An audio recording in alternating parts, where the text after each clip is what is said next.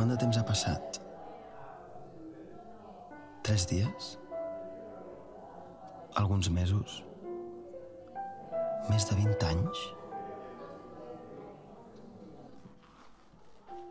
Buscar-te és com fer una i 1000 voltes.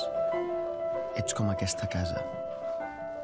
Una casa circular, laberíntica, resistent als límits, elegant i excèntrica. Una casa on res comença i res acaba. Això és casa teva, Enric.